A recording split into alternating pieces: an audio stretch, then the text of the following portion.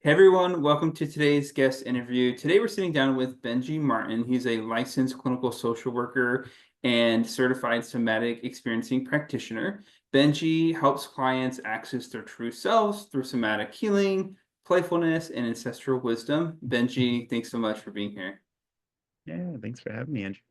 Benji, why don't you tell us a little bit about you? Where are you from? What do you do like on a day-to-day basis and kind of just the basics? Yeah, sounds good. Yeah, so I am currently living in Chicago. I've been here for about 15 years now, originally from Michigan. So, Chicago's where all the Michiganders go when they want to live in a big city, right? Don't want to leave the Midwest. I am, like you said, I'm a psychotherapist, have a caseload of clients that I see, and then I'm also administrator at a group practice here in Chicago called Head Heart Therapy. In the Ravenswood neighborhood. Yeah, on a daily basis, I'm seeing clients, helping folks sort of process trauma, particularly queer folks, talking a lot about, I think some themes recently, talking a lot about body image and dating, of course, comes up a lot. Um, and developmental trauma, I think, is unfortunately relatively common in our community as well. How long have you been a therapist? How long have you been doing this work? Yeah, it'll be going on almost 10 years. Oh, wow. Yeah, in sort of different capacities. I've been in private practice since mid-pandemic, so 2020. Um, yeah, and I've been a somatic therapist, I would say, for about 4-ish years. Yeah. How did you how did you get into therapy? Like how did you find your way? Yeah. Yeah, it's so funny. I feel like therapy was never one of those jobs that I said, this is what I want to do when I grow up. I still want to be a veterinarian. Um, I it kind of happened accidentally. I graduated undergrad in the midst of the recession back in like 2010 and had no idea what I wanted to do with my life. Um, but I had graduated in a degree with writing, in writing. Um, and so sort of knew that I had a sense of really loving people's stories, right? Loving hearing people's stories. I thought that meant I wanted to be a writer, but writing is not about hearing people's stories, right? It's about trying to tell stories. Um, so I went to school for social work, thinking that I would go into sort of nonprofit work. Um, and my second internship, typically in social work schools, they just kind of throw you into an internship, and that was in therapy, and I loved it.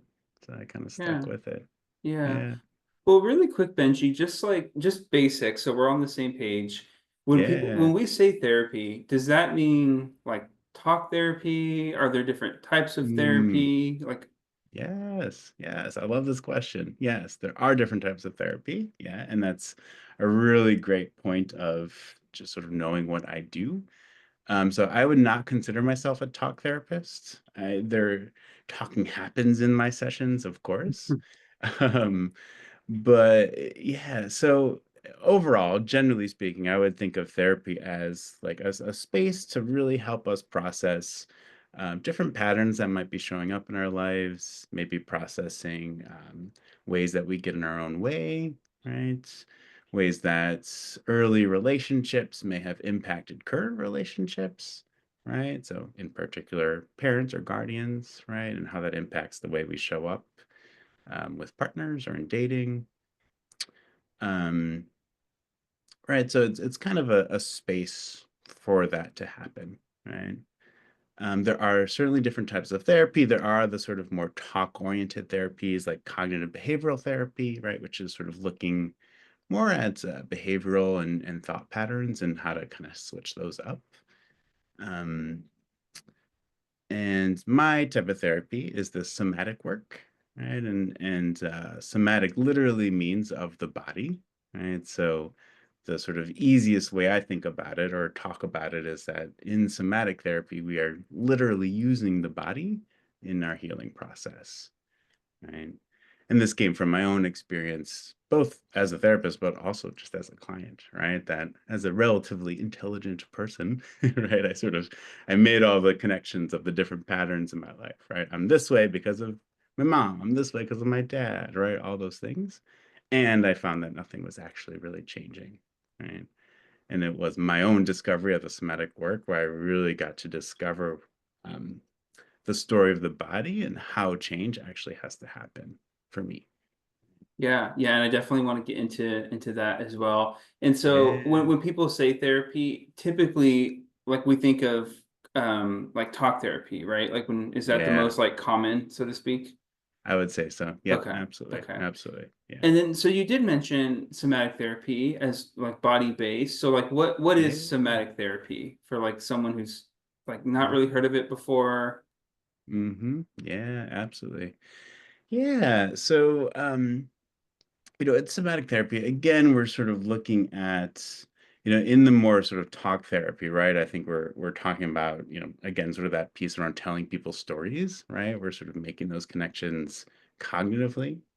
In somatic therapy, we're looking at the story of the body, right? Which uh, you know, can be related to trauma and particular events that happen to us, but maybe not, right? Maybe also might be just a certain level of dysregulation that we might not even know why it's there, right?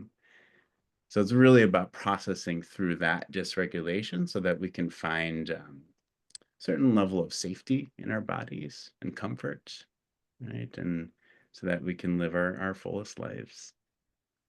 Yeah. One of the main reasons, Benji, that I wanted to talk to you, there's two. One is because with my clients, some of my clients, I think would say that they're a little bit heady in the sense of Mm, they're really smart. I work with lawyers, yeah, doctors, all of yeah, this, but we're starting to notice yeah. that we can't really think our way out of Yeah. certain emotions. Yeah. And even for those like myself who know how to challenge our thoughts and we question our thoughts, and I Mhm. even teach that to my clients, even that Mm. you can still like kind of like it only gets you so far. And even in my Right. personal life, I'll always challenge my beliefs. I think it's so important, but I'm Mhm. starting to notice even in my personal life it's not enough. Like there's I can Yeah.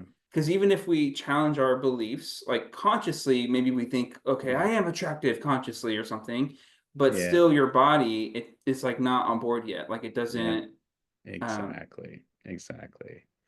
Yeah, yeah, that's a beautifully said. Yeah, because when we're thinking about using the body, what we're ultimately talking about is sort of physiological impacts of what's happening, right, in whatever moment, right? So in other words, right, if I'm feeling stressed out, it's not because my mind says, "Hey, be stressed right, out," right. right? It's my body just sending signals, right, to whatever it needs to do, right? Get hot, right?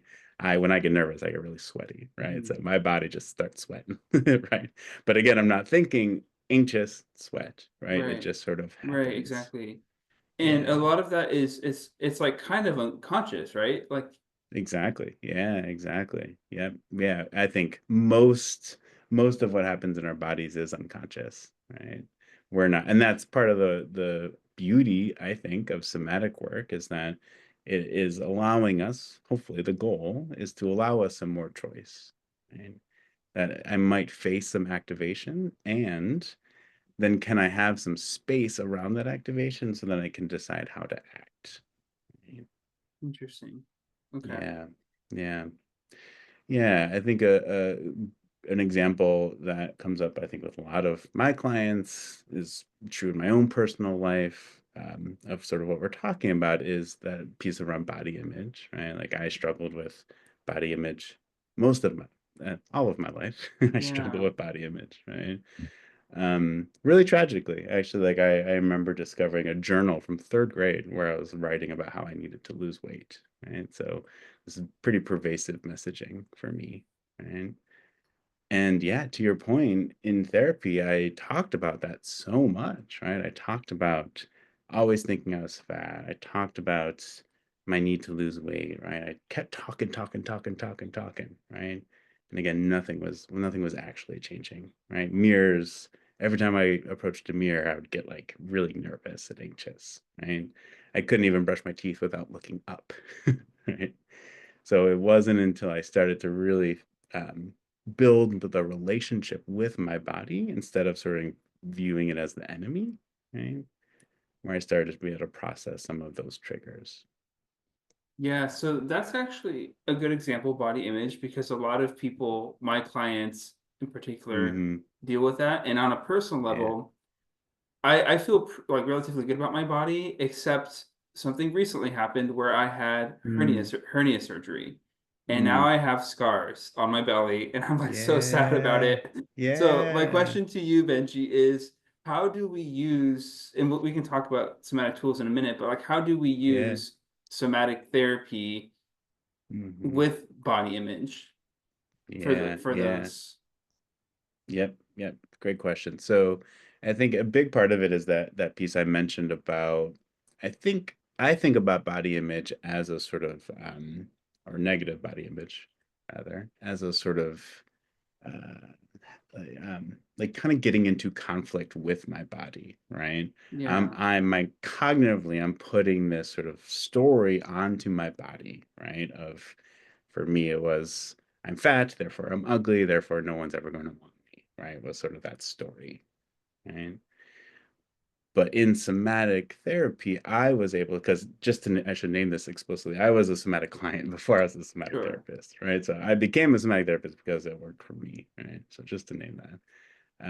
And in that process, I was able to really take care of my body, right? Listen to it in a really radical way, right? Not just listen to like sort of hunger cues, right? But listen to it in the sense of like, what is this actually about, right? What is this body image thing actually about, right? And through that, I was able to find ways to take care of my body. And in that finding ways to take care of my body, I started to love it more, right? So kind of just like improving the relationship you have and had with your Exactly. body. Okay. Yeah, exactly. Exactly. Yeah. Yeah, and in the somatic world, we think a lot about safety, right? And so for me, it was a process of sort of looking at like where was the sort of thinking I'm fat? Like what about that was making me feel unsafe, right? Um, yeah, and there are all sorts of activities that can go along with that. It's interesting that you mentioned safety because one of the things that I start to notice as a dating Mm, coach is we want dating to feel safe, like for my clients, or yeah, they don't do it, like they avoid it, and yeah. so we can dig into that. We can come back to that. But one thing I wanted to bring up with you is my clients deal with lots of emotions. The most common I see is feeling frustrated and overwhelmed potentially Mm, with dating. What are some go-to, like if we were going to come up with three go-to somatic tools that anyone can use, what would you mm. recommend for people? Yeah, yeah, I love this question. I think what comes up first is sort of a technique, but also kind of a mindset, right? To really think about, and it does go back to that safety piece, right? That you know humans are literally wired to be social creatures, right? Literally, we grow up surrounded by people. We need people, right? We all know that sort of isolation can cause a lot of different problems, right? And I think where I see a lot of my clients getting caught up in some of that frustration, right, is the sense of I need to go into this date, right, and make this person like me, right? Versus can I just listen to my body and recognize whether I feel safe with this person or not, right? That like I need to ground safety into myself and then I get to see if someone wants to join me in that, right? But no one's going to make safety for you, right? And I know that's a mistake I see a lot and even in my own personal dating life, right? Where that sort of mentality of like I need to find that person who's going to complete me, right? So I think how do you actually do that is, I think about like going into a date and sort of really grounding into how am I feeling? What am I noticing coming up in my body? Right? Where's my mind? What's the sort of nature of my thoughts right now? Am I thinking a lot about the ways that I'm going to show up to make this person like me? Or am I showing up as me? Right? Yeah. Um, so that's one piece. Some sort of simple grounding exercise that I think can happen. on your way to a date and or just sort of in one, right? And I do this all the time is just kind of feeling your feet on the floor, right? And I think that there's a lot of value in just allowing yourself to slow down. And I think um, I see, and maybe this will resonate for you, maybe not, but I see a lot in my clients this sort of sense of urgency around dating, right? Like I need to find my person, right? And so I think part of the sort of somatic counter to that is allowing ourselves to slow down, right? So taking some breaths, right? Just noticing. Yeah. Yeah, there's definitely some urgency that I see Yeah. with clients sometimes. And so it sounds Yeah. like number one, like listening to my body, first things Yeah. first. Yeah. Number two, finding my feet on the ground. You Yeah. just calmed me. I can tell my Good. that's Yeah. interesting. And Good. then Yeah. number three is like slowing down. Slowing down. Yeah. Slowing down. Yeah. Yeah, I was sort of lumping those together, but that could be true. Sure, Yeah. sure. Yeah. Yeah. And I will say another one too is so, because just to say this, I think for many of us, and myself included for many years, going inwards can be actually like really dysregulating, right? That the sort of taking deep breaths, that kind of stuff for a lot of folks actually doesn't really work, right? And I hear a lot of sort of shame come up around that, right? Like a lot of people say that like breaths calm them down, and that doesn't calm me down. What's wrong with me, right? And nothing's wrong with you, right? It all just sort of depends on our own stories and histories and even histories before we were born, right? That's where the ancestral piece comes in, right? But anyway, so if you are that type of person, right, who going inwards doesn't feel good or doesn't feel regulating, that's when we start to use our five senses, right? And this can be as simple as just looking around the space, right? Finding the things in your space that you enjoy looking at without judgment or meaning, right?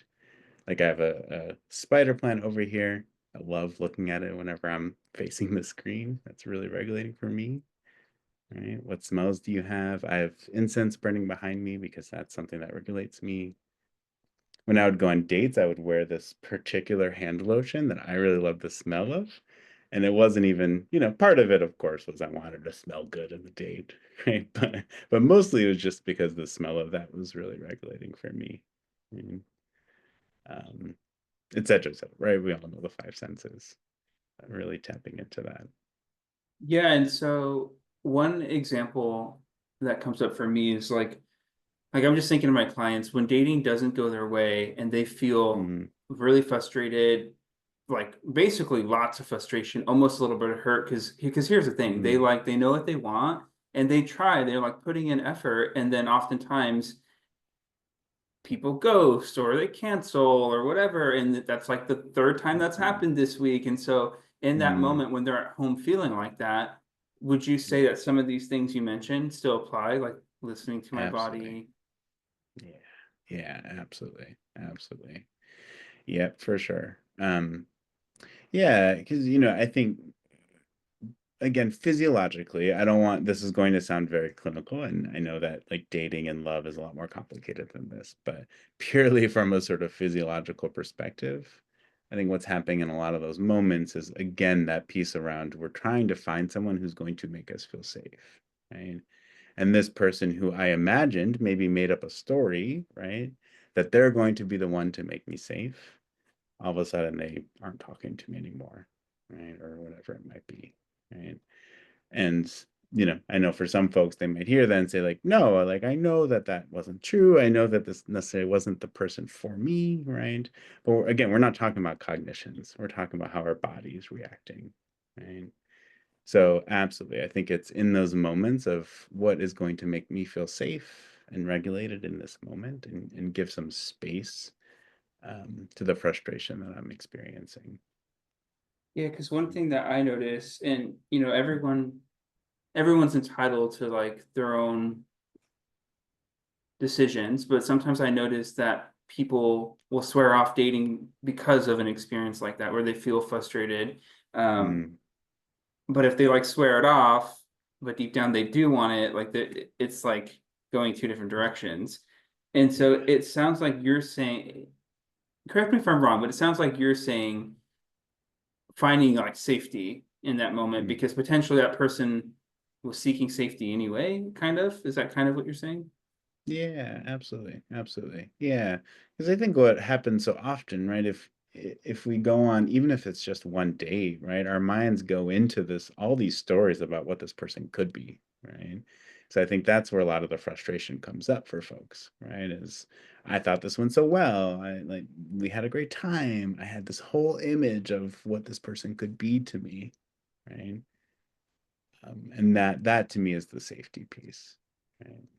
One thing that I haven't told people, and I've been meaning to make content on this, but I'd be curious to your Mm, thoughts, is I'm sure some can resonate, but for me, I feel like one really important exercise is to is kind of like to write down what my dream boyfriend is because I mm, feel like there's something there. Like I'm chasing essentially a ghost, but that ghost either mhm, represents like healing to me or it represents something, basically the safety piece. And I think a lot mhm. of people we're basically never gonna find that because it's like our own custom imagination. And so I think, at least for me and maybe some others, like what might be helpful is kind of just like getting clear on like what am I actually like what is that dream boyfriend like representing for me?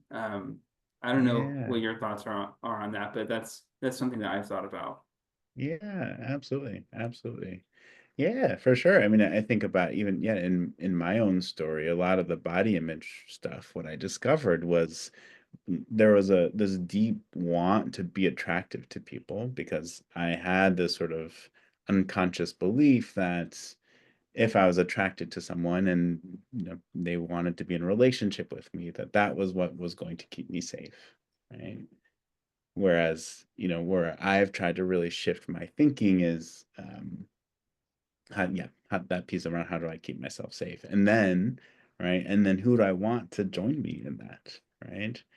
I'm not saying that we shouldn't want to be with other people or that we shouldn't need other people. We all need other people, right? But what I'm saying is finding that safety and then that partner is a sort of extra to that, right? Yeah, yeah, Yeah. that's really good. Yeah. um, Yeah.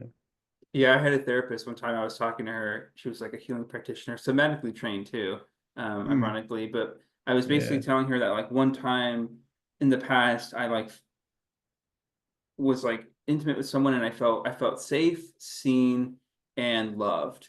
And then it like got taken away. And she basically told me, like, here's the magic. Like you can actually feel those things like on your own. Exactly. And I was like, Yeah. yeah. Yeah, exactly. Exactly. Yeah. And like for me in relationships, I notice like that's what I'm seeking is like Mm, feeling loved, seen, and safe. And I've been noticing too through like my work is like I can feel those first, and then someone else can be like a cherry on top, so to speak. right, right, exactly. Yeah, exactly. Because when we are providing ourselves with that seenness, that loveness, Yeah. that safety, right, we are being true to ourselves, right? And we want someone who's going to like us for ourselves, right? And I think full disclosure, like that can be tough to do because, like, I think a Mm, lot of people don't know how to do it. Number one. Number two, I don't know what your experience is with this, but culture doesn't always celebrate that. mm. Yeah, so I think it can be tough to learn how to do that for ourselves, I think. Absolutely. Yep, absolutely. Yeah, absolutely. I think it's generally tough. I think there's a lot of added things that can make it tough. Specifically, I'm talking about trauma, right? Mm. And I mean, I don't know how much you want to necessarily get into this, but I will just sort of name my perspective on trauma that I really believe for most queer folks, we have some form of trauma, right? If we live in 2025 in this God. country, right? Yeah, yeah, because I don't have to name everything going on to you, right? But all of that, the sort of, and I think you too, many of us, right, are from a generation where we saw gay marriage happen and then we saw gay marriage taken away. And it wasn't just about the law, right? It was about whether or not society is going to accept me, right? And there is trauma, I think, in experiencing a society that feels like it doesn't want you, right? So there's this added pressure of, yeah, of course you don't want to be yourself because that you did that to be safe again, right? Yeah, and I've talked to a lot of folks, other therapists as well, and I think in some ways that's why dating is the way it is. Like it's I mean, there's a lot to it, but like Yeah. that's why some in some ways it's low key. It's no face pictures, it's all of that. Um Yeah. and I've been most of my clients are out. Like they're out, but they're some of them they still have, and myself included at times, there is a Mm-hmm. little bit of not nervousness, but there is like they're careful about coming out. Like maybe they're not out to Yes. their entire family yet, or like something like that. And like I have a client that I'm helping who he's coming out. But one thing I want to share just briefly around safety with being queer is even though we live in a country that is accepting more or less. Yeah, it's changing now, but even the world at large, there are some countries where it's not okay to be Mm-hmm. gay.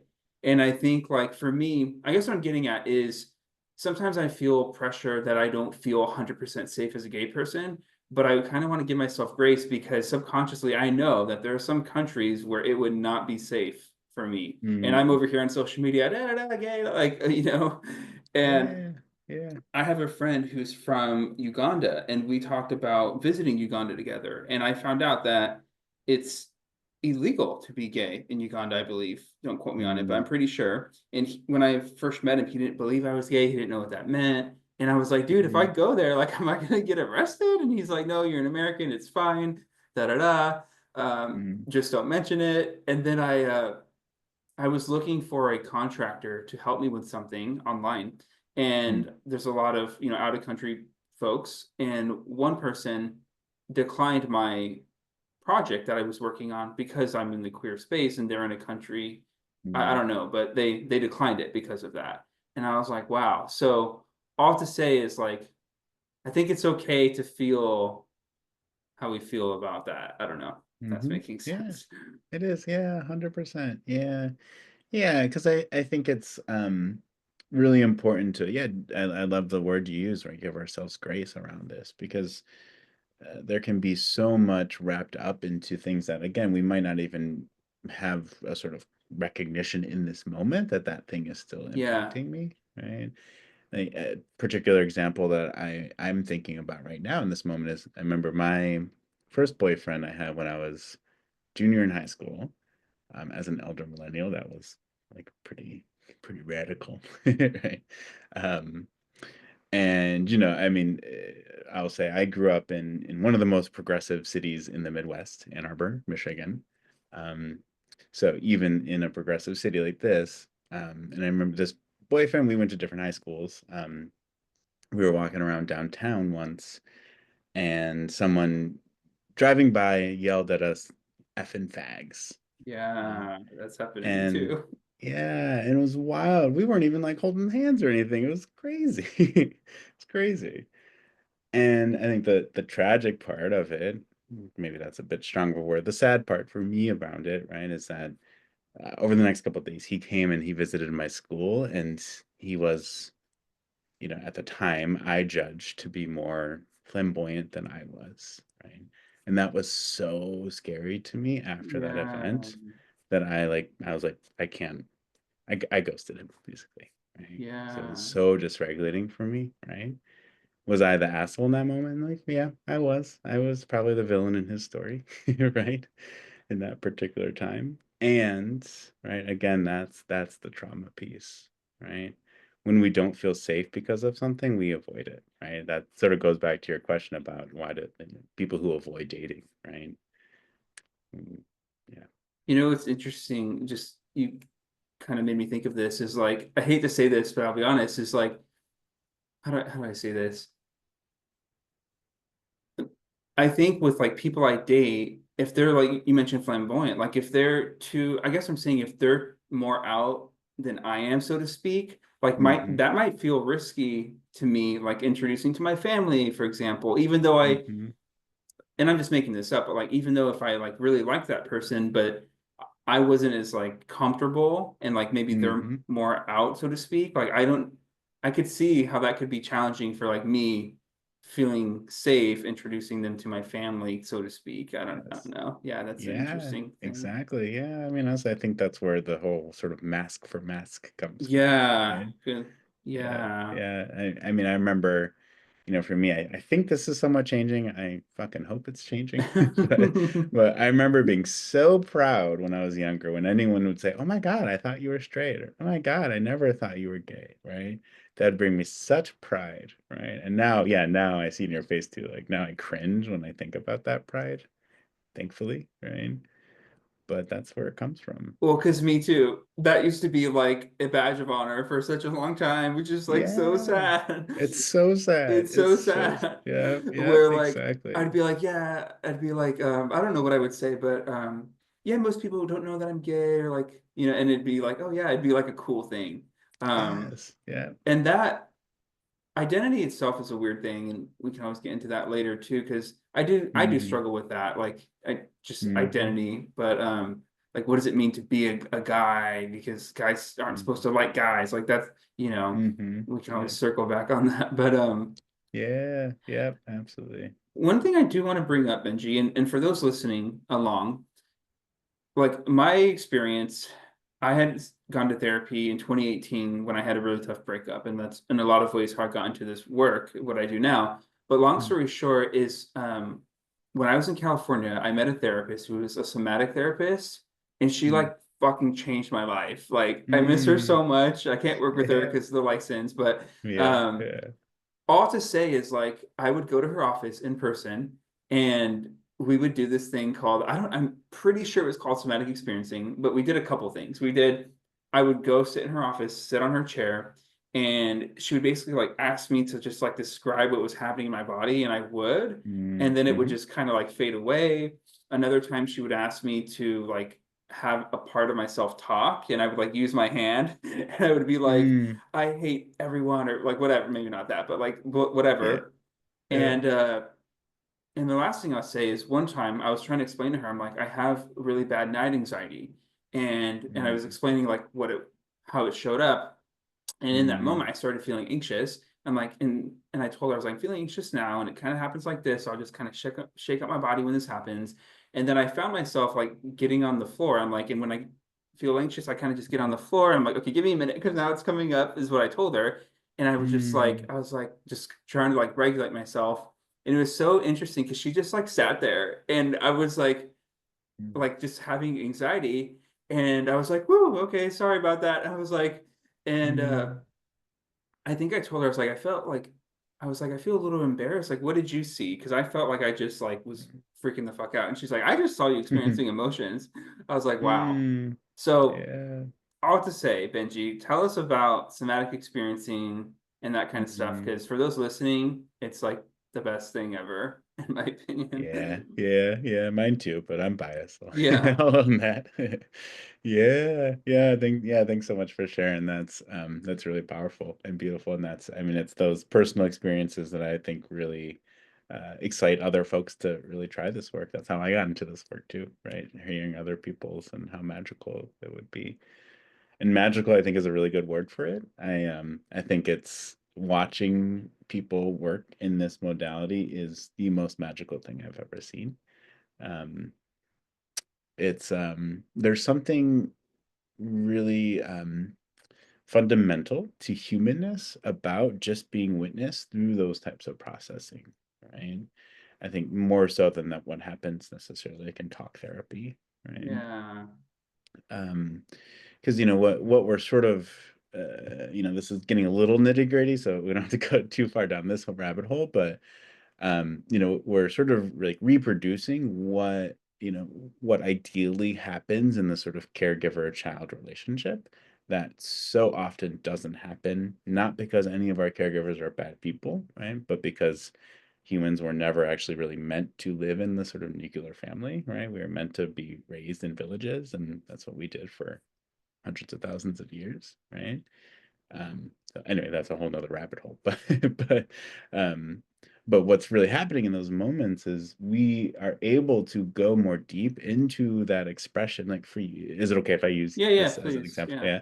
So in that moment, what I imagine was happening for you is you felt the permission to go into something that you otherwise may have been, I don't know, too scared to go into, right? Too stubborn to go into, right? Whatever it might be, right? But that this therapist was able to create a space with you that felt safe enough where you knew that when you were done, she'd be there, right? Or if it got to be too much, she could pull you Yeah. back, right? Whereas when we're by ourselves, right, or maybe just with someone that doesn't feel safe, right, it can be really scary to even try to go into to some of those emotions. Right? Yeah, I think a couple things. Let me just make a note to myself. Yeah, in that moment, she did tell me. I was like, I'm surprised I never, because I told her I was like, well, I'm surprised that this never came up before. And she's like, I think you just like started to feel safe with me, and I'm like, I think so too. Yeah, yeah, But yeah, and yeah, to your point, Benji, like I felt really, I don't know, I just felt really safe, just like her, just like just sitting there, just like watching me, non-judgmental, not freaking out, not judging me. Because like I yes, think yes. in my head, I'm like, oh my God, I'm a crazy person. And she just sat there, just like, oh, he's just experiencing emotion. Like, you Hmm. know. Yeah, yes, The, totally. the other thing I kind of heard you say, and I've actually heard this before, you're like the third person to mention this to me, Mm, is something along the lines that the therapeutic relationship is basically modeling a healthy relationship. mm, mm. Yeah. Yeah, yeah, yeah. Do you want me to say more on that? Yeah, sure. Yeah, yeah. So, what we really want in growing up, right? Some of my thinking around this comes from somatic experiencing. Some of it comes from a work by this child psychologist named Bruce Perry, made famous by like Oprah works with him now. He's really great. He has books that are very accessible to folks who aren't in this field, just to name that. But the idea in that is, when we're growing up, right, the sort of developmental goals along the way, right, is generally speaking that our parents or caregivers will be the safe object for us um, that will validate, affirm, hold healthy boundaries, all those things, right? While mirroring us, right? And I almost think of it as like a tether, right? That um, I feel secure in my relationship with this person enough where I can leave and come back, right? And I mean like literally physically leave and come back, but Yeah. also emotionally leave and come back, right? I Hmm. can throw this big tantrum, not to say what you're experiencing was a Sure, tantrum, sure. right? But in a way, right, that is sort of an Yeah. adult tantrum, and that's Yeah. okay, right? I'm not pathologizing that, but that I can sort of throw this tantrum, I can experience these intense emotions, and this caregiver feels safe enough that I know that they're not going to get overwhelmed by it, or they're not going to be scared by it, or um, they'll be able to be there with me in it. Mm. Yeah. One thing I want to bring up briefly is I had a client, and this actually kind of happens often where clients and Mm, people in general will ask their friends for like dating advice. But the mm, potential problem with that is it's biased and they're not nearly like I'm no therapist, but I do have some trauma sensitivity training. So they're mm, not nearly as like safe of a place for them to land.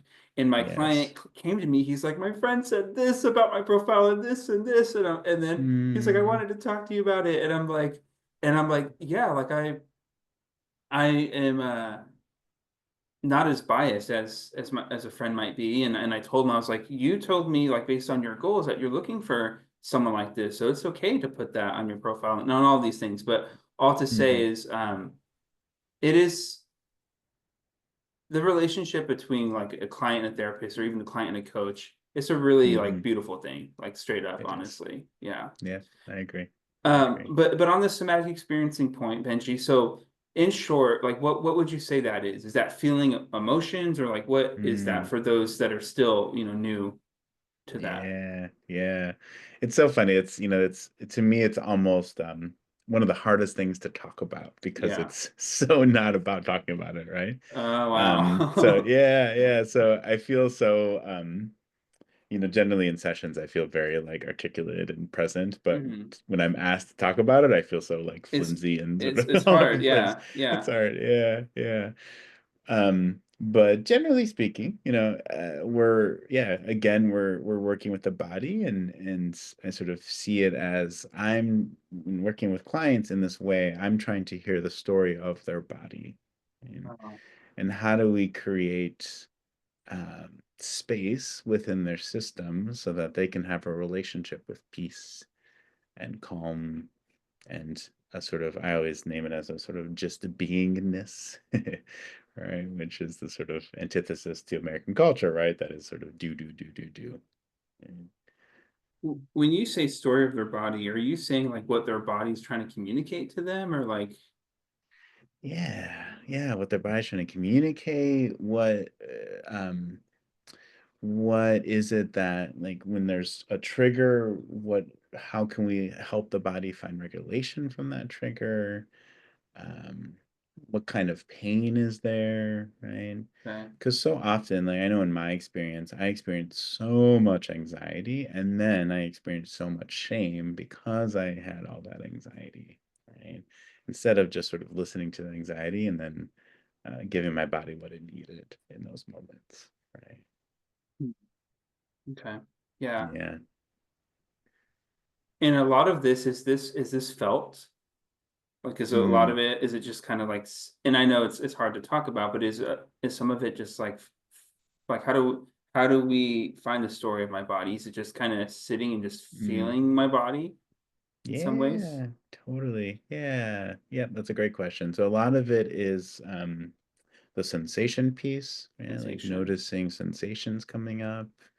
I think that that's where some of the witnessing piece comes in, right? That Mm-hmm. having someone there that can be a non-biased, outside sort of witness and gentle facilitator, right? Um, helps us listen. Um, yeah, and it can be imagery too, right? It Sure. can be the sort of cognitive story that absolutely plays a part.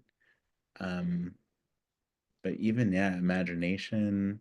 I do a lot of work in my own work around this really beautiful yellow light that I experience in my chest. That is really soothing, and Mhm. that's some of that ancestral wisdom that comes from them, right? So there's a imagination piece that comes into play. Yeah. That's funny because I have a blue light around here. Nice. Love that. Is it Yeah. also ancestral I or don't know. I not don't sure? know. Yeah. I'm Yeah. not very connected in that Yeah. way. But Okay, that's fair. Yeah, yeah. not all of us are. Yeah. Um what I want to point out, as far as I imagine this is a tool, and I want to point out because I've heard you say it a couple of times and I can pick up on it, Mm.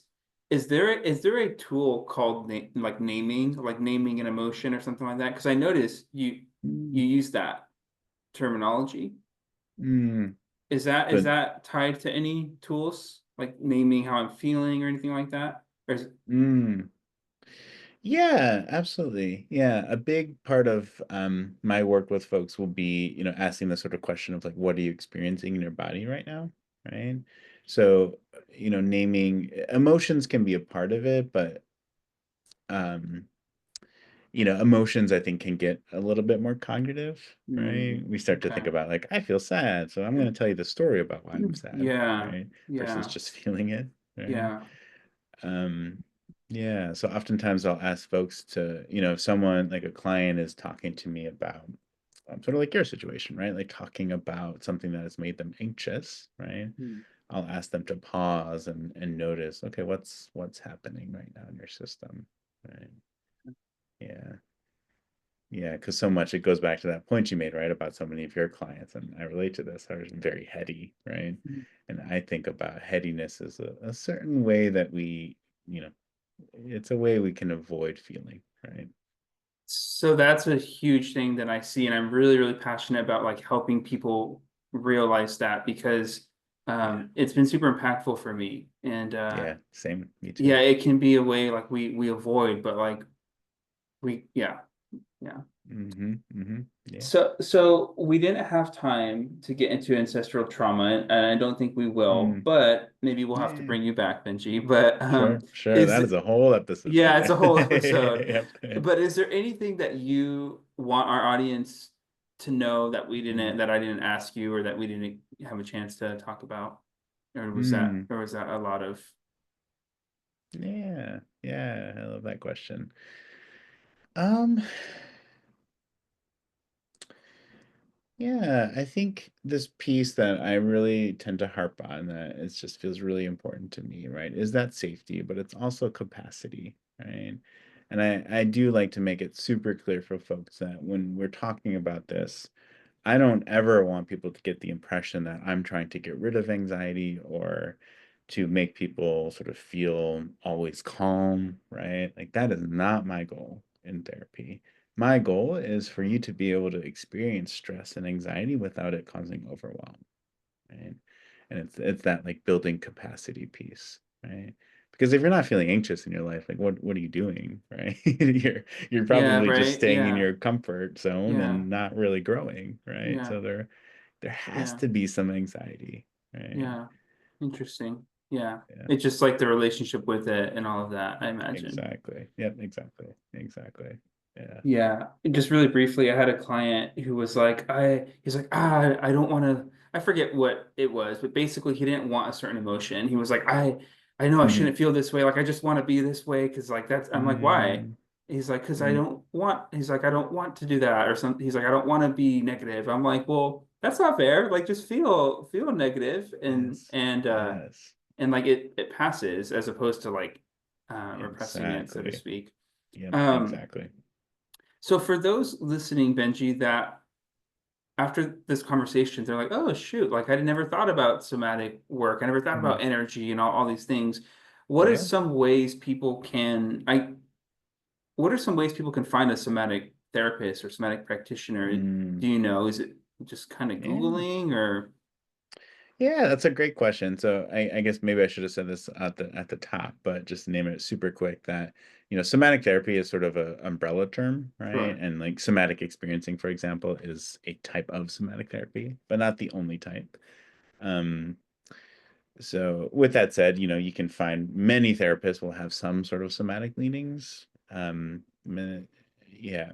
So if folks want specifically like a somatic experiencing practitioner, what I do, um, they can go to the somatic experiencing website, which is, Mm. I think, traumahealing.org, and there's a practitioner directory. You can also use tools like Psychology Today and things, and sometimes you can just search somatic therapist. Sometimes things will come up. Um, and then to also think about other somatic types, like I know EMDR is a really popular Mm. modality right now that is sort of under the umbrella of somatic therapy. Is right. You can kind of Google that and Google folks in your area. Yeah. Yeah. Okay. All right, Benji. Is there any way those listening can keep up with you or anything like that? Yeah, so unfortunately, I don't have much of a social media presence. That's not a way. I'm behind on the times with I know typing. I'm jealous of you. It's how I keep myself feeling safe, right? But yeah, folks can certainly email me at Benji, BNJI, Martin, MARTON, LCSW at gmail.com. And if folks are either wanting to work with me, they can reach out and I can talk to them about that as a possibility. Or if folks need help finding a somatic practitioner in their area, always happy to help find referrals for that. Um, yeah, that's the best way to reach out to me. Yeah. All right, Benji. Well, thank you so much. And it's Yeah, been a thank pleasure. It's been you. super helpful. For those Yeah. listening, I hope you enjoyed the conversation, and we'll see you next time. Yeah, thanks, Andrew.